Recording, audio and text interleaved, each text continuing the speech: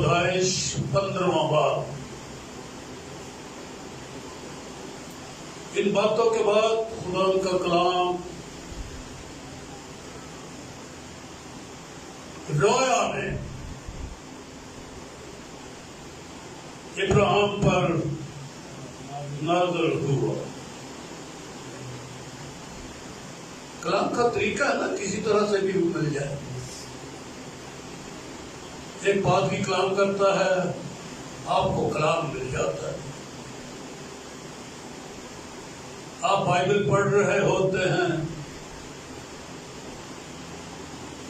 آپ کو کلام مل جاتا ہے۔ یہاں رویا ہے۔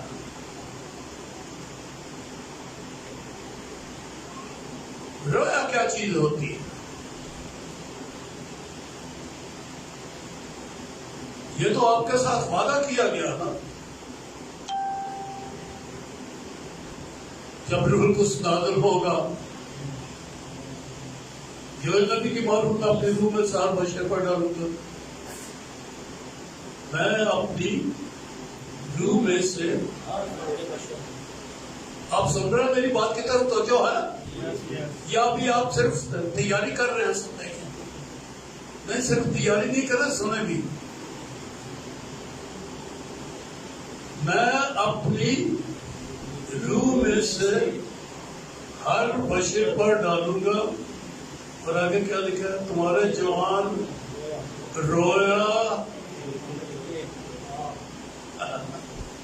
رویا دیکھیں، بڈھے خواب، بیٹے اور بیٹیاں تبوت کریں گے۔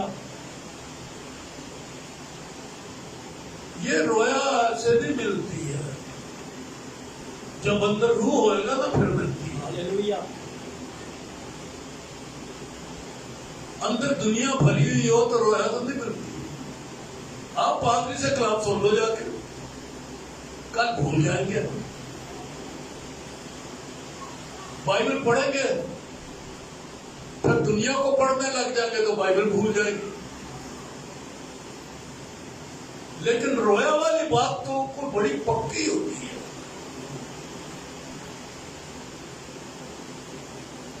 میں رویا کی ایک تصویر آپ کو بتا دیتا ہوں، بائبل میں سے پڑھ کے سنا دیتا ہوں۔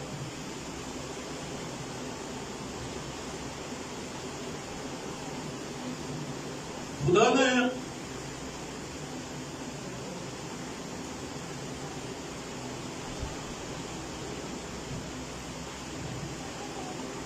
کہا تھا کہ میں تجھے بیٹا دوں گا۔ یہ ہوا کیا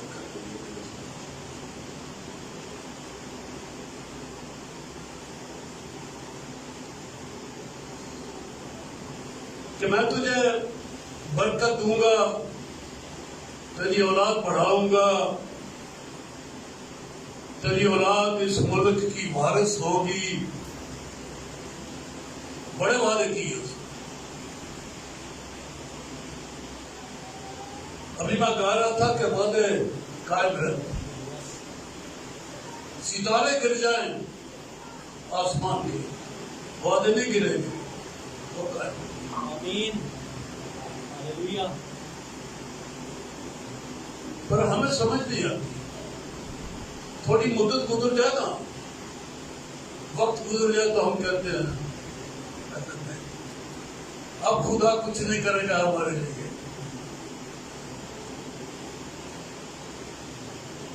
شاید یہ سوچنا شروع کر دیتے ہیں کہ خدا ناراض ہو گیا۔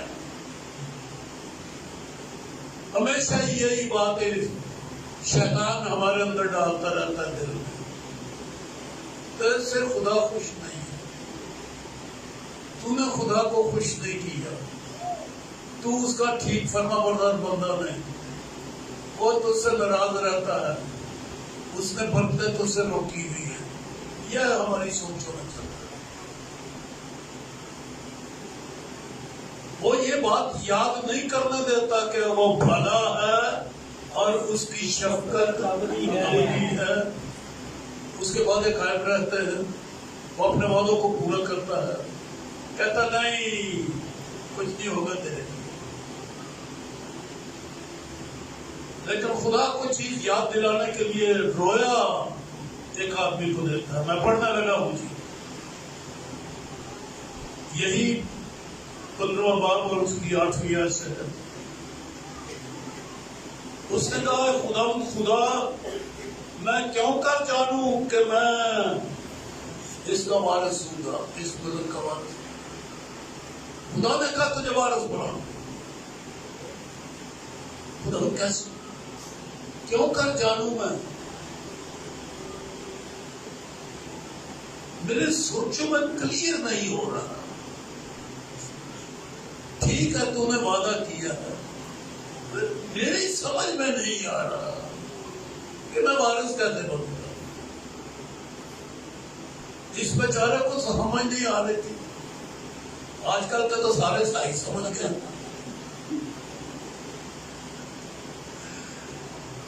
میں کیوں کر جانوں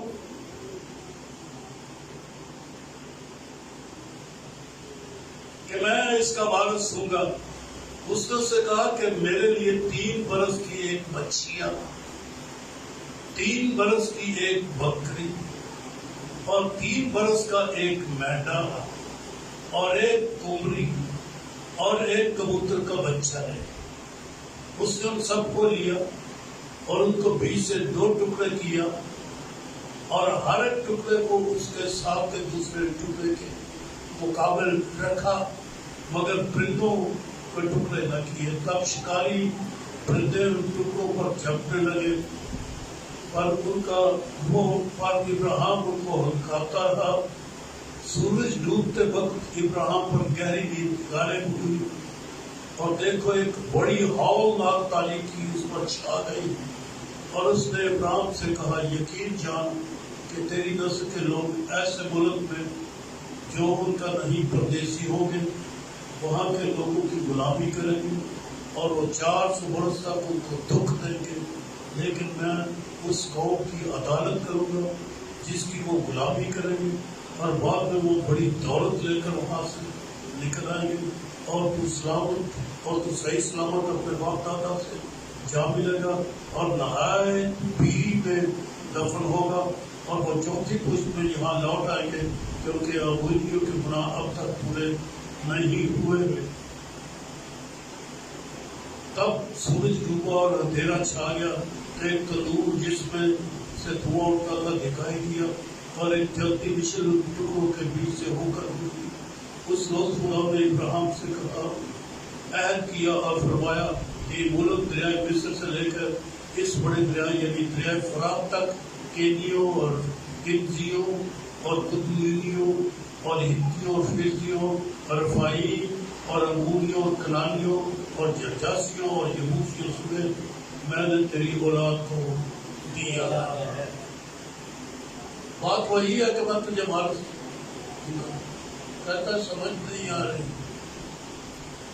تب اس نے ایک ڈیمانسٹریشن، ایک تصویر سی بنائی ان کو کہ یہ جانور لے سارے، ان کو میرے حضور میں رکھ.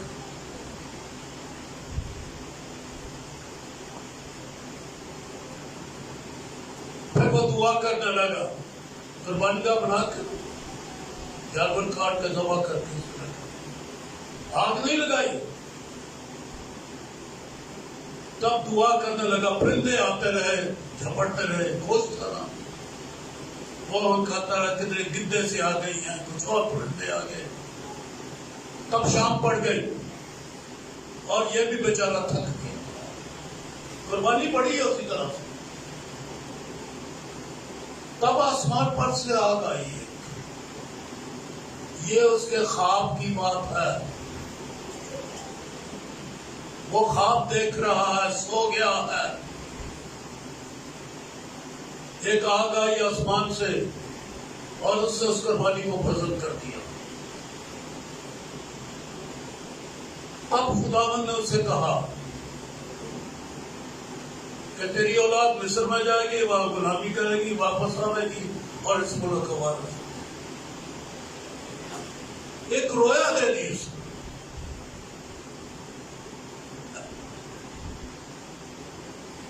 پہلے کلام کیا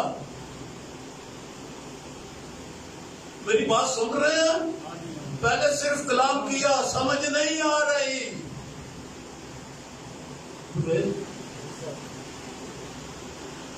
پہلے کلام کیا کہ تو اس ملک کا وارث ہوگا، کہتا مجھے سمجھ نہیں آ رہی، میں کیوں کر جانوں کہ میں اس ملک کا وارث ہوں گا. انہوں نے کہا پھر ابھی قربانی چڑھا. قربانی میں بھی وہ سو گیا.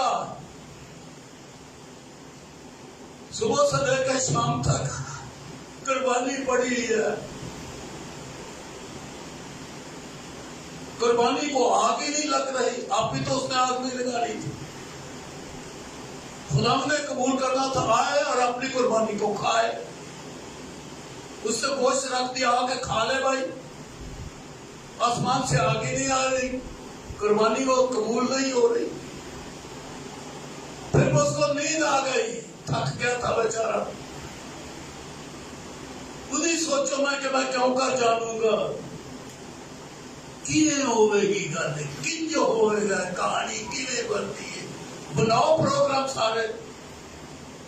بھائی ہم سوچتے رہتے کیسے ہوگا، شادی کیسے ہوگی، یہ گھر کیسے بنے گا، یہ ہمارا بزنس کس طرح سے چلے گا، اولادیں کیسے ہوں گی، کیا ہوگا کیا نہیں. صبح سے لے کے شام تک سوچتے رہتے، اگلی باتوں میں سو جاتے، کچھ عقل نہیں آتی. پھر آسمان اس کے لیے کھل گیا. ایک تنور دیکھا اس نے، ایک شعلہ آیا اور اس شعلے نے اس قربانی کو. تب خدا نے وہی بات کی جو پہلے دلوانی کہہ رہا تھا. اب وہ ایک تصویر بنا کے، ایک موقع بنا کر آگ آسمان سے بھیج کر کے اس کو وہی بات کی کہ تیری اولاد وارث ہوگی. اب سمجھ آتی کیا فرق ہوا ہے. ارے آگ نہیں آتی، ہم دعاؤں میں سو جاتے ہیں. دعائیں لمبی لمبی ہیں، خدا کی طرف سے مور نہیں ہوتی. آگ کے ساتھ ہمارے اندر آگ، ہمارے دل میں آگ، ہمارے ذہن میں آگ، ہمارے بدن میں آگ. اے پاک روح کے شعلے کدھر ہیں دعائیں مانگنے والوں؟ تبھی تو دعائیں بیکار جا رہی ہے. کئی سال گزر گئے، دعاؤں کا جواب ہی کوئی نہیں ہے. شعلہ نہیں ہماری آنکھوں کے سامنے، آگ نہیں آئی ہماری قربانی پر، ہماری دعا پر، ہماری باتوں پر، ہمارے جملوں کے اوپر. سادہ سادہ منہ نکلنے دیں. ایک وہ جملہ ہوتا ہے جو آرام سے ہم کہہ دیتے ہیں، اور ایک وہ جملہ ہوتا ہے بڑے جوش کے ساتھ کہتے ہیں. ایک گیت ہے وہ بڑے ڈھیلا ڈھالا گا رہے ہیں، اور ایک گیت ہے وہ ناچ کے گا. 10 سال کر رہا ہوں، آپ کے گیتوں کے اوپر وہ ڈانس آتا ہے آسمان سے.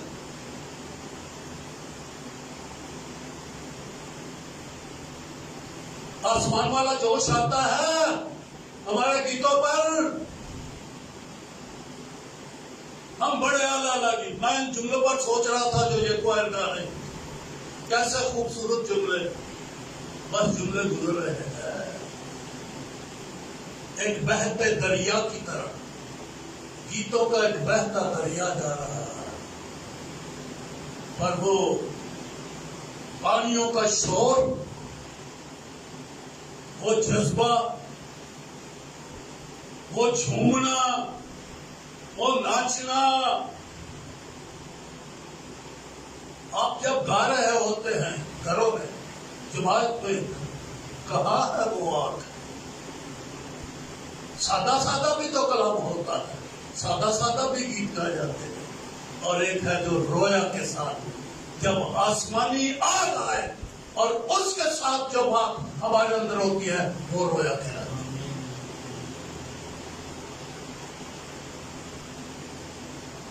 آپ دعائیں مانگتے ہیں اور ہر دعا کے بعد کہتے ہیں آبی، اگلے دن پھر وہی دعا شروع ہو گئی، پھر ہو گیا آبی، اگلے ہفتے وہی دعا، اور کہا آمین۔ 10 سال کے بعد بھی وہی دعا، اور ہم نے کہا آمین۔ ہوا کچھ نہیں، کیونکہ رویا کے ساتھ آمین نہیں کی گئی، مسا کے ساتھ وہ آمین نہیں کی، بڑے ایمان کے ساتھ پرجوش آمین نہیں کی۔ یہاں میں نے آپ کو رویا کی ایک مثال دے دی۔ خدا باتیں کر رہا ہے، کہتا میری سمجھ میں نہیں آ رہا کلام یہ، کہتا اچھا بھی سمجھ آ جائے گی، قربانی چڑھا، قربانی پر آگ آ گئی تو پھر یہ کبھی نہیں بھولا۔ جو کلام آگ کے ساتھ آپ کی زندگی میں آئے گا وہ کبھی نہیں بھولو گے، لیکن جو سادہ کانوں میں سے گزر گیا، یہ ذہن ایسی سڑک ہے، یہ ہمارا ذہن سوچوں کی ایسی سڑک ہے، سوچے آتی رہتی ہیں، جاتی رہتی ہیں۔ کوئی سڑک کوئی کسی کا گھر تو نہیں ہوتا نا، لیکن اس ذہن کو ہم گھر بنا لیں، کلام کا گھر بن جائے، یہ مسئلے کے ساتھ اسے کہتے ہیں رویا۔ سو پڑھنے لگا تھا بھی مجھے کلام میں نکل گیا۔ اچھا پڑھنا پڑھ، ان باتوں کے بعد خدا کا کلام رویا میں ابراہیم پر نازل ہوا، اور اس سے فرمایا ابراہیم تو مت ڈر، میں تیری سپر اور تیرا بہت بڑا اجر۔ ڈرتا بڑا تھا،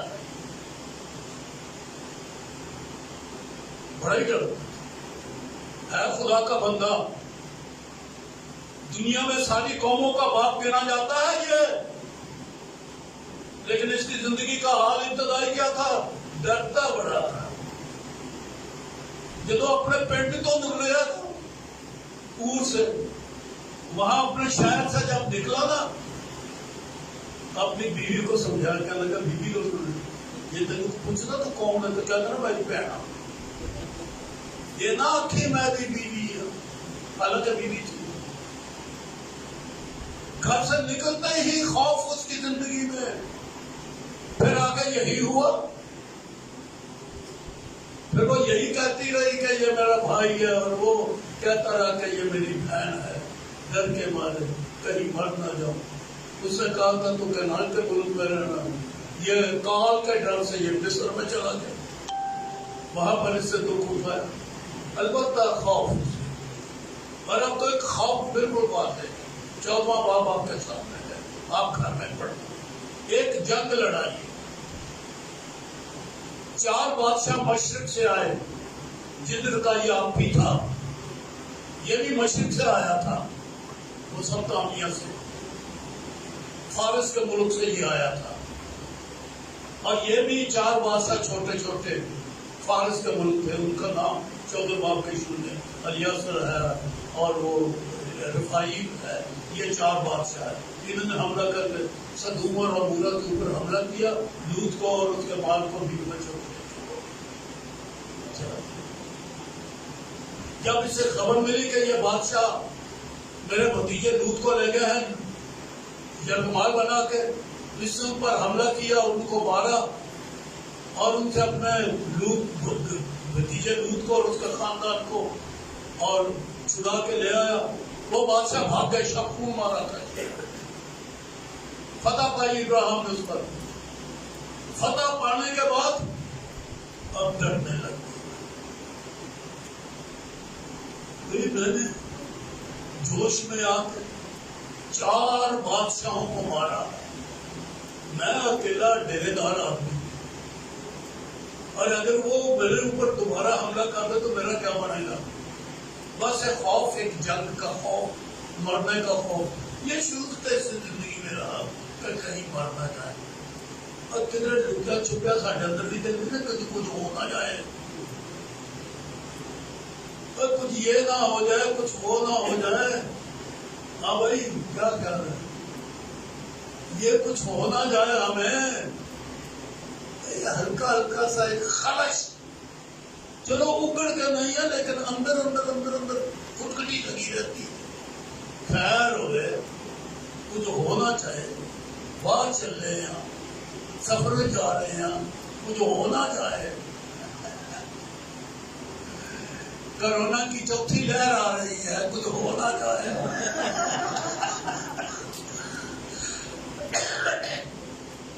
یہ ایک خدشہ سا بنا رہتا ہے.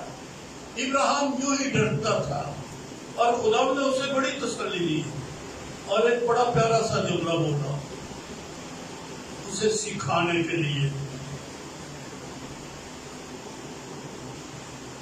ابراہیم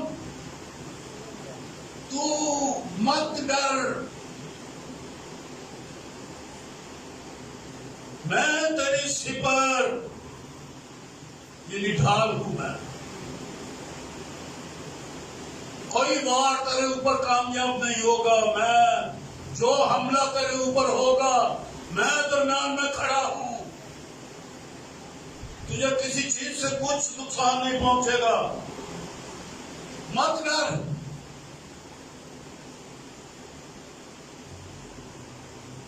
اور میں تیرا بہت بڑا اجر ہوں. ارے یہ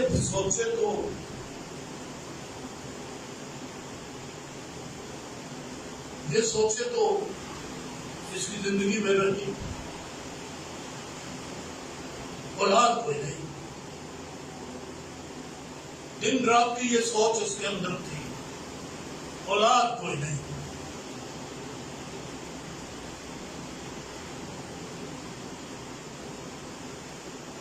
ایک خاص بندہ ہے ابراہیم. خدا کے بہت بڑے منصوبے کا کردار ہے، مرکزی کردار ہے یہ ساری کہانی کا. ایک قوم کے بننے کا، اس قوم میں سے گھرانے کے چننے کا داؤد کو، اور داؤد کے گھرانے کو چن کے یسوع مسیح کو اس گھرانے میں لانے کا. یہ خدا کا جو منصوبہ تھا اس کا یہ بنیادی کردار ہے ابراہیم.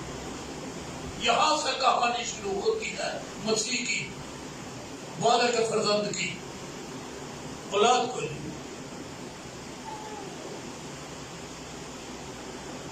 عجیب ہے ہمارا خدا. کسی نے پوچھا تیرا نام کیا ہے؟ یعقوب نے پوچھا تھا، وہ کہنے لگا وہ تو عجیب.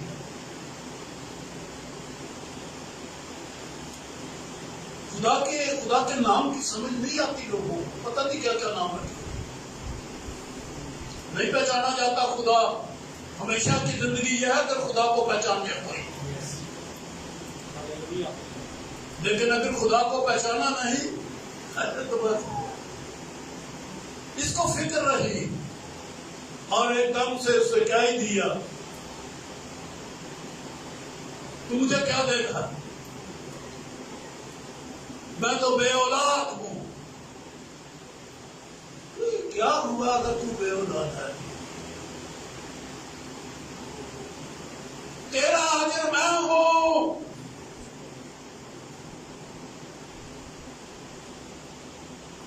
ہاں جی، دھیان سے میرے بھائی ذرا پیچھے جو بیٹھے دھیان سے سنے. اس سے کہا میں تیرا اجر ہوں. کہتا اولاد کوئی نہیں، کچھ نہیں، میں بے اولاد ہوں. اور نہ صرف یہی سوچنا تھا بلکہ بے اولاد ہونے کا ثبوت بھی دے دیا کہ میرے گھر کا مختار دمشقی علی اگر جو میرا خانہ زاد ہے، دمشق کا کوئی ایک خاندان اس نے غلام بنایا تھا. ان کا ایک بچہ اس کے ڈیرے میں پیدا ہوا، اس کا نام علی اگر رکھا.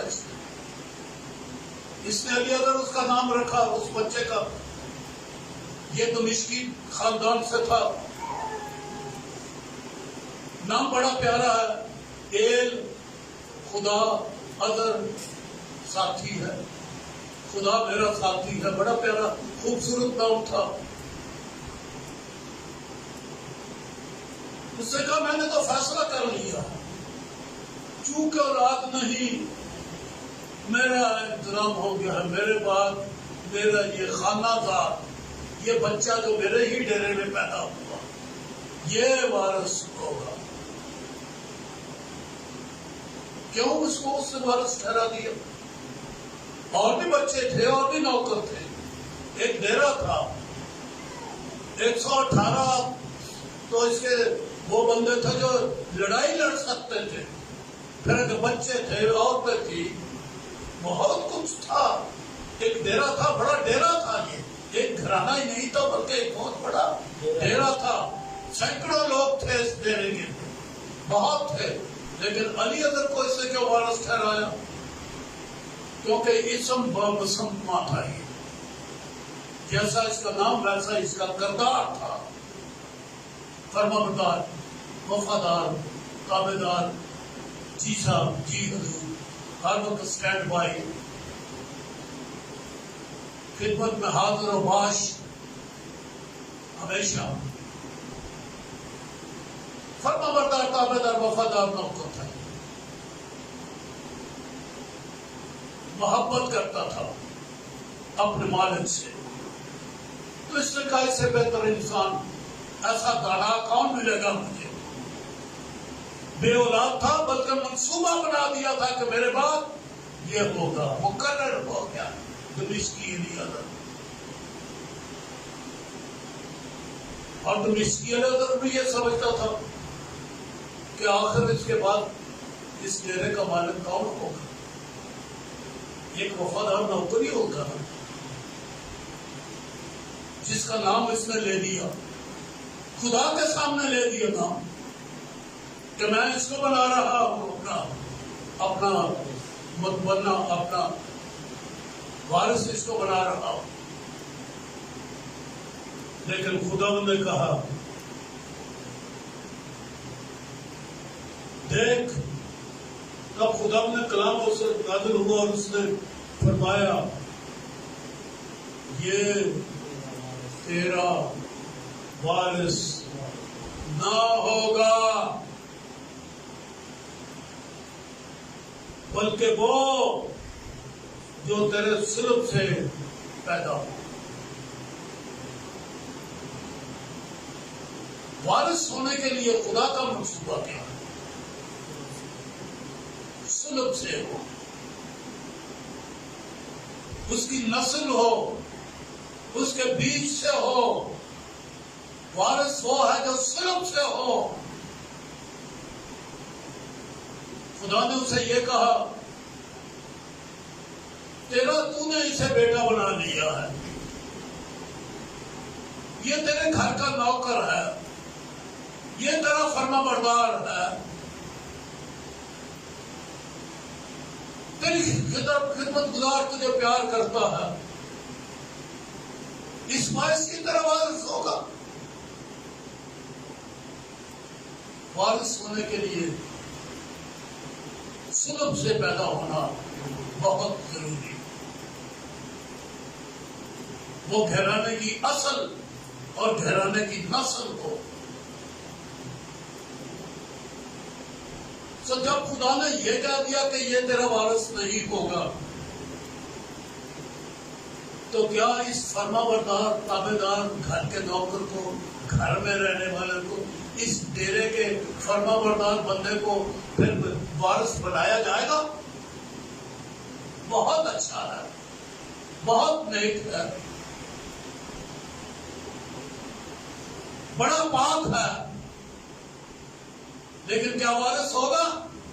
اس لیے وارث نہیں ہوگا کہ یہ ابراہیم کے صلب سے نہیں ہے. میں اس بات کو مثال بنا کے یہ سبق بناتا ہوں، ہم چاہے کتنے ہی فرما بردار ہوں خدا کے، کتنے ہی تابعدار ہوں، کتنے ہی عبادت گزار ہوں، کتنے ہی حمد و ستائش کرنے والے ہوں، کبھی حکم عدولی نہ کریں، ہمیشہ خدا کے تابع رہے، اس کے خدمت گزار رہے. لیکن اگر ہم میں سے کوئی خدا سے پیدا نہیں ہوا تو آسمان کی بادشاہی کا وارث نہیں. فرما برداری کسے کام نہیں آئے گی، حکم ماننا کسی کام نہیں آئے گا، کیونکہ خدا کے سلسلے سنے. خدا کے لوگ ہونا کافی نہیں، خدا کے فرزند ہونا لازمی ہے. اس لیے یوحنا کے انجیل کے پہلے باب کے بعد میں لکھے جتنوں نے اسے قبول کیا، انہیں جو اس کے نام پر ایمان لاتے ہیں، وہ خدا نے فرزند بننے کا حق بخشا. وہ نہ جسم کی خواہش سے، نہ جسم کے ارادہ سے، بلکہ نہ خون سے، نہ جسم کی خواہش سے، بلکہ خدا سے پیدا ہوئے. خدا سے، خدا کے کلام کے غیر فانی تخم سے. خدا کے کلام کے تخم سے جو پیدا ہوتے ہیں وہ خدا کے بیٹے ہیں. اچھے لوگ ہونا کافی نہیں.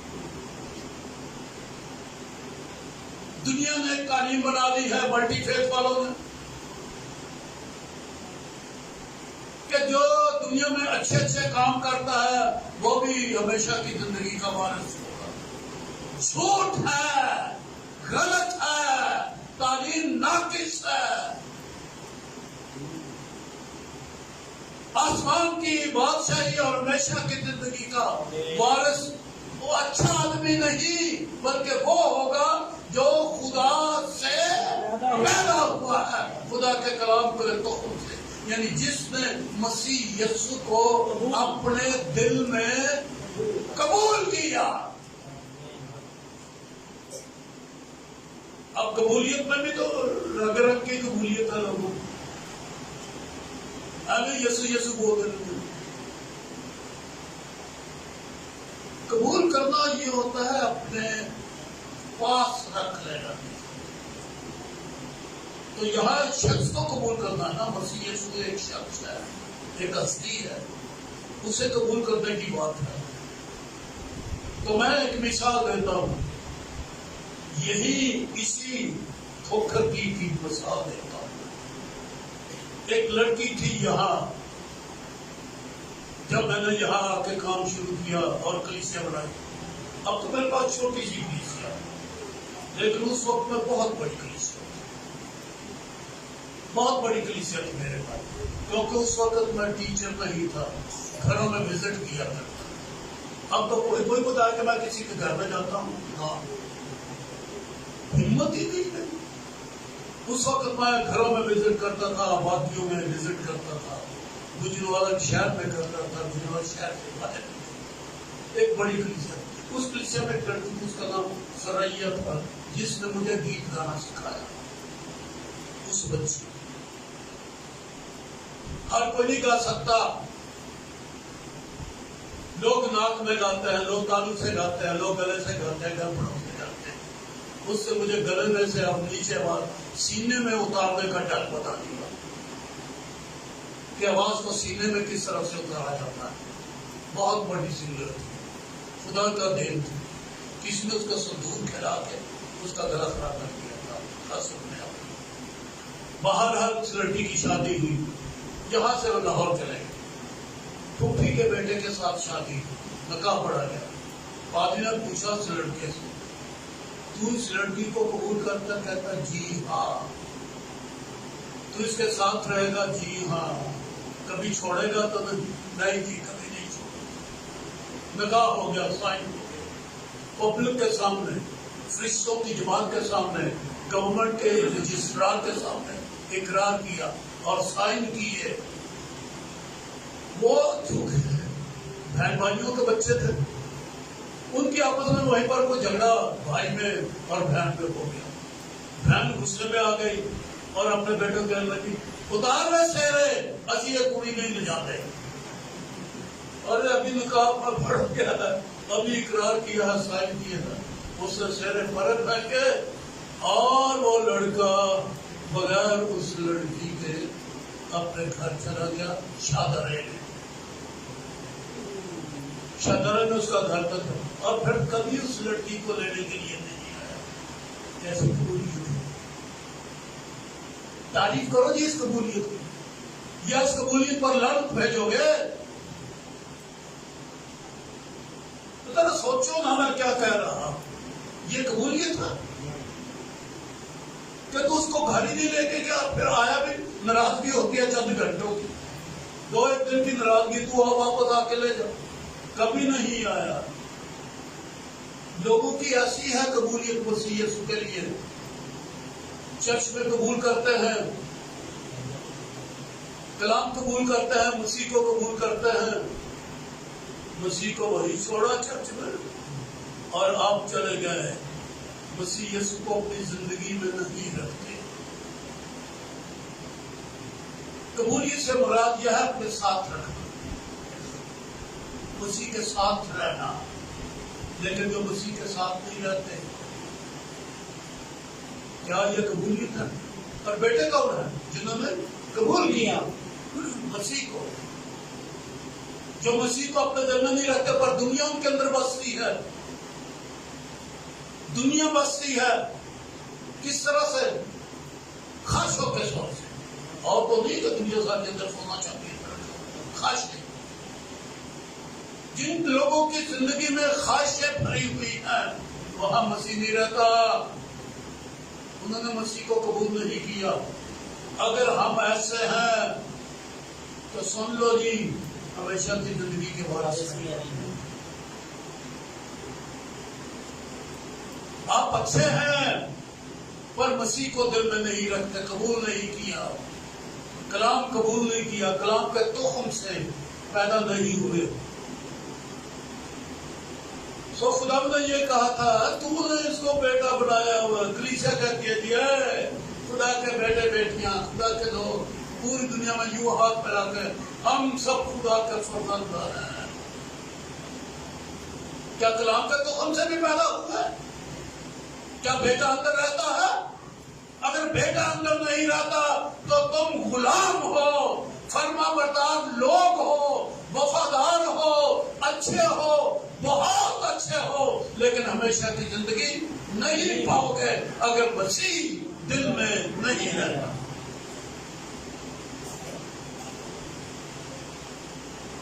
پھر وہ رویا اس نے دے دی، پکا تھا. کچھ اور دل گزر گئے، میاں بیوی کا منصوبہ بن گیا. کہنے لگی میں تو بے اولاد ہوں، وہ بھی مایوس تھا، وہ بھی مایوس، میں تو بے اولاد ہوں. سو میری لونڈی ہاجرہ کو لے اور اس کو اپنی بیوی بنا، اور اس سے شاید آپ کو یاد ہوگا کیا نہیں، میرے لیے اولاد پیدا، ہاجرہ کے لیے نہیں.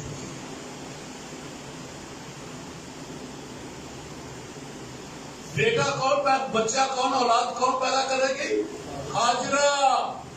کہلائے گی کس کی؟ سارا. کیوں؟ ہاجرہ غلام تھی، خریدی گئی تھی، پیسے دیے گئے تھے. ہاجرہ کا کوئی کام اس کا اپنا نہیں، اپنے مالک کا کام. بائبل میں لکھا، اگر اس کو ماننا ہے تو یہ ماننا ہی ہو کہ اس نے اس کو اپنی بیوی بنایا، بیٹا پیدا ہوا، بہت خوشی منائی، اسماعیل کا نام رکھا گیا.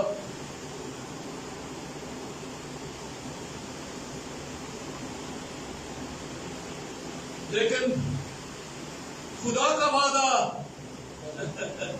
ابھی کچھ اور تھا. میں یہ پڑھنے لگا 17واں باب، پہلے میں نے 15واں باب پڑھا تھا،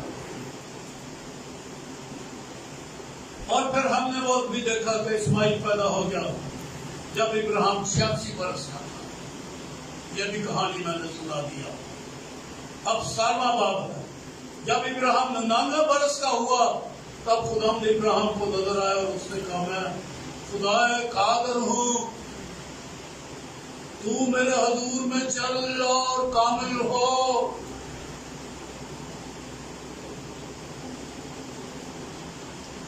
ابھی خدا کچھ اور انتظار کر رہا ہے، توقع کرتا ہے، ابراہیم سے توقع کرتا ہے کہ کامل ہو جائے۔ کمیاں تھی،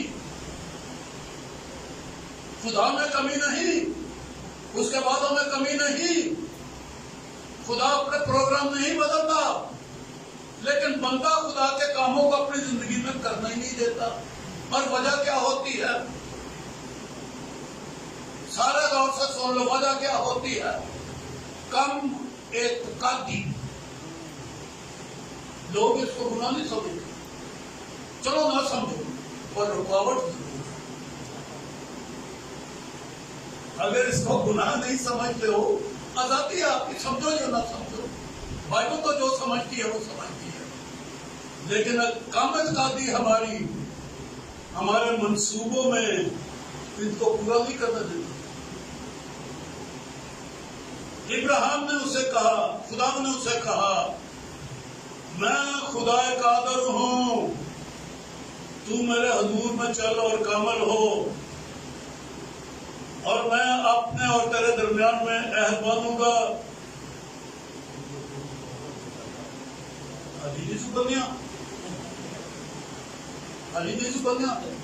علی بننا سو، اچھا باندھوں گا اور تجھے بہت زیادہ بڑھاؤں گا۔ تب ابراہیم سرنگوں ہو گیا اور خدا نے اسے ہم کلام ہو کر فرمایا دیکھ میں اپنا عہد تیرے ساتھ ہے، دیکھ میرا عہد تیرے ساتھ ہے، تو بہت قوموں کا باپ ہوگا، تیرا نام ابراہیم نہیں کہلائے گا بلکہ تیرا نام ابراہیم کہلائے گا، کیونکہ میں نے تجھے بہت قوموں کا باپ ٹھہرا دیا ہے، اور میں تجھے بہت بڑھمت کروں گا، قومیں تیری نسل سے ہوں گی، بادشاہ تیری اولاد سے برپا ہوں گے، اور میں اپنے اور تیرے درمیان، تیرے باپ تیری نسل کے درمیان اور اس کی پشت کے لیے اپنا عہد جو ابدی عہد ہوگا باندھوں گا، تاکہ میں تیرا اور تیرے باپ تیری نسل کا خدا رہوں۔ میں تجھ کو اور تیرے باپ تیری نسل کو کنانیوں کے تمام ملک میں جس میں پردیسی ہے ایسا دوں گا کہ وہ دائمی ملکیت ہو جائے، اور میں ان کا خدا ہوں گا۔ پھر خدا نے ابراہیم پہ کہا کہ تو میرے عہد کو ماننا اور تیرے باپ تیری نسل پشت در پشت سے مانے، اور میرا عہد جو میرے اور تیرے درمیان اور تیرے باپ تیری نسل کے درمیان میں ہے جسے تم مانو گے، وہ یہ ہے کہ میں تجھ میں سے ہر ایک فرزند ملنے کا خطرہ کیا ہے، اور تم اپنے بدن کی کھڑڑی کا خطرہ کیا کرنا۔ یہ اس عہد کا نشان ہوگا کہ میرے اور تیرے درمیان اور تمہارے ہار در پشت در پشت کر جب وہ 8 روز کا ہوگا، خواہ وہ گھر میں پیدا ہو، خواہ پردیسی سے خریدا ہوا جو تیری نسل سے نہیں، لازم ہے کہ تیرے خانہ دار انتظار ختم کیا جائے، اور میرا عہد تمہارے جسم میں ابدی عہد ہوگا، اور وہ فرزند نذرینا جس کا ختم نہ ہوا سو اپنے بدن سے کاٹ ڈال، اپنے لوگوں میں سے کاٹ ڈالا جائے، کیونکہ اس نے میرا عہد توڑا ہے۔ اور تب خدا نے ابراہیم سے کہا کہ سارا جو تیری بیوی ہے سو اس کو ساری نہ پکارنا۔ ابھی کہا تھا کامل کو، طریقہ بتا دیا، ساری نہ پکارنا، میں اسے برکت دوں گا اور اس سے بھی تجھے ایک بیٹا بخشوں گا، یقیناً میں اسے برکت دوں گا، میں اس کی نسل ہوں گی اور عالم کے بادشاہ اس سے پیدا ہوں گے۔ تب ابراہیم سردل ہوا اور ہنس کر دل میں کہنے لگا کیا 100 برس کے بوڑھے سے کوئی بچہ ہوگا، اور کیا سارا کے جو 90 برس کی اولاد ہوگی؟ ابراہیم نے خدا سے کہا کاش اسماعیل ہی تیرے حضور میں جیتا ہے۔ تب خدا نے فرمایا کہ بے شک تیری بیوی سارا کے تجھ سے بیٹا ہوگا، تو اس کا نام اسحاق رکھنا، اور میں اسے اور پھر اس کی اولاد سے اپنا عہد باندھوں گا۔ وہ تو تصدیق پا گیا ہے، بیٹا ہو گیا سلب سے۔ علی اکبر کے کہا کہ تیرا بیٹا نہیں ہوگا، بولتے وہ جو تیرے سلب سے ہوگا۔ اب وہ سلب کا بیٹا آ گیا، نام اس کا اسماعیل ہے۔ بلکہ یہ کہتا کاش اسماعیل ہی تیرے حضور میں جیتا رہے. کچھ زیادہ اور مانگ بھی نہیں رہی کہ کوئی اور بیٹا پیدا ہو. بہت اچھا ہو گیا، ایک بچہ ہو گیا ہمارے گھر میں، ایک بیٹا آ گیا، اس کے لیے دعائیں خیر بھی مانگی ہے، لیکن خدا نے کہا کہ میں نے تیری آواز، تیری فریاد سنی، اس سے بھی میں برکت دوں گا، بہت بڑی قوم بنا دوں گا میں اسے. آگے پڑھیں گے ہم. لیکن تیرے سارا کے بیٹا، اب سوچو ذرا، جب خدا نے یہ بشارت دے دی کہ جیسا میں نے شروع سے تیرے ساتھ عہد باندھا، اپنے عہد کو قائم رکھوں گا، سارا سے تیرا بیٹا ہوگا، یہ بھی تیرے سلب سے ہے، وہ بھی تیرے سلب سے ہوگا. فرق کیا ہے؟ ایک بیٹے کے اوپر غلامی کا بندھن پڑا ہوا ہے،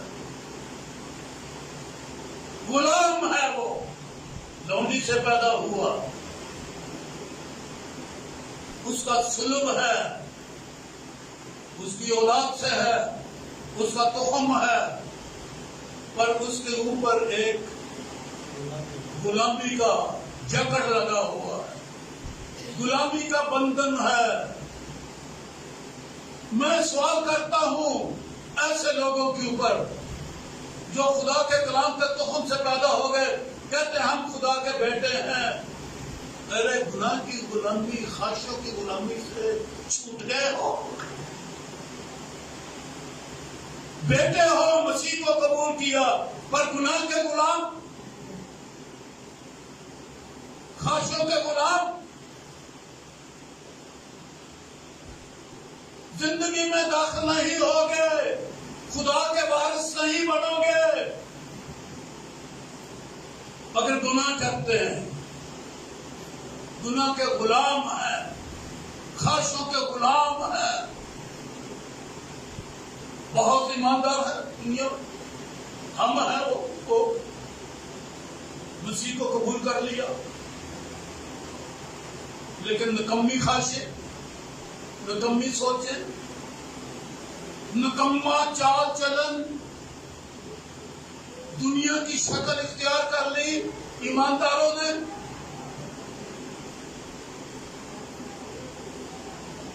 آزاد نہیں ہوئے. بیٹے تو ہیں، لیکن ابھی ایک اور شرط باقی ہے کہ ہم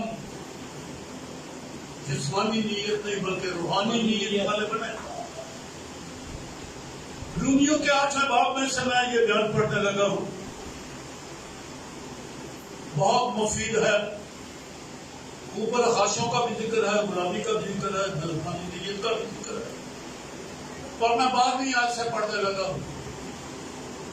رومیوں 8واں باب 12ویں آیت سے ضرور کھولا اگر آپ کے ہاتھ میں بائبل ہے تو. بس ہے بھائیو، ہم قرضدار تو ہیں، مگر جسم کے نہیں کہ جسم کے مطابق زندگی گزاریں، کیونکہ اگر تم جسم کے مطابق زندگی گزارو گے وارث ہو جاؤ گے. پڑھو کیا لکھا ہے؟ نہیں، آپ نے غلط پڑھا. کس نے بولا مرو گے؟ ضرور مرو گے. ضرور مرو گے. ضرور کا لفظ چھوڑ کے کہا آپ نے، ساتھ ضرور کا لفظ مل گو. اب فرزند ہو، بھائی ہو، مسیح کو قبول کیا ہے، جسم کے مطابق جسمانی، جسم کے غلام.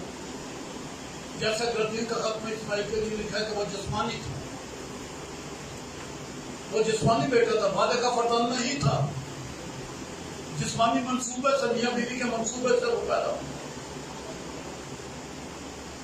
خدا نے دیا، لیکن منصوبہ جسمانی تھا، جسمانی فرزند. یہاں بھی وہی لکھا ہے،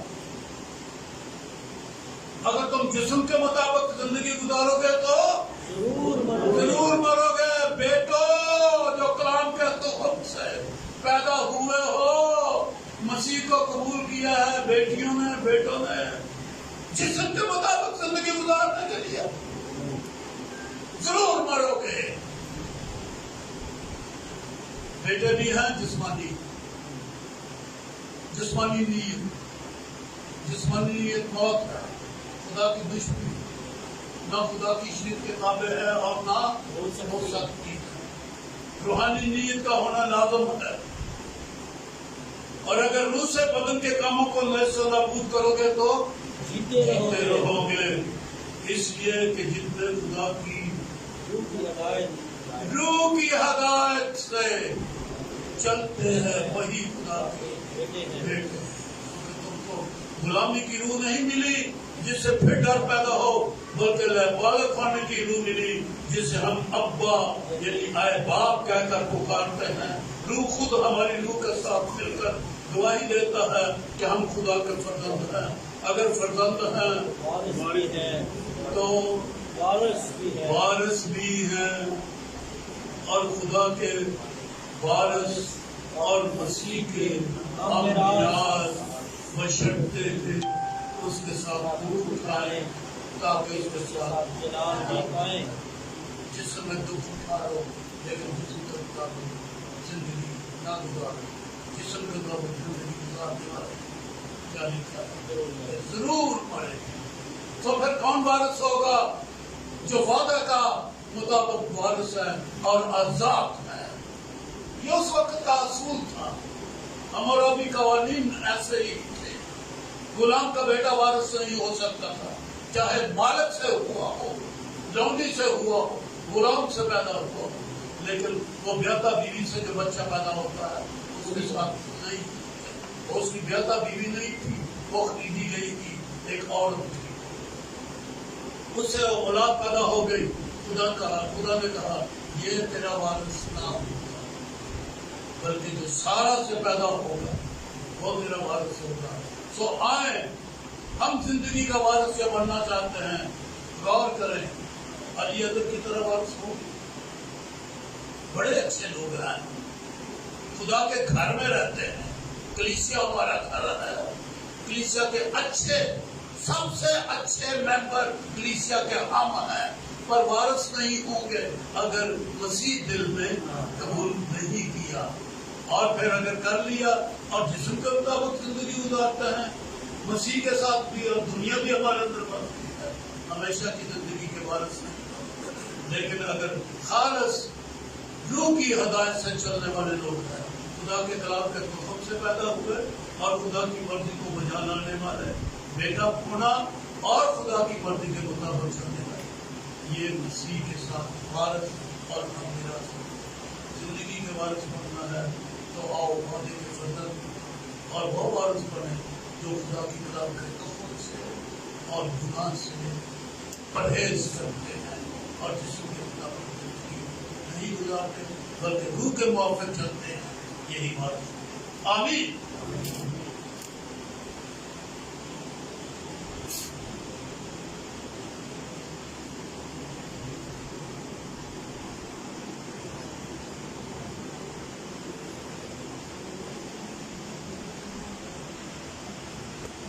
سوائے اپنے سروں کو خدا کے حضور جھکائیں اس خوبصورت بابرکت کلام کے لیے جو خدا کے بندہ کے وسیلہ سے خدا نے ہمارے ذہنوں میں ڈالا، ہمارے اندر تاثیر کرے اور اس کے وسیلہ سے ہم برکت پائیں. سو میں درخواست کروں گا پاسٹر یعقوب شاہد سے کہ وہ آئیں اور کلام کے لیے دعا مانگیں. پھر اس کا باقی سب دعا میں چکے رہیں.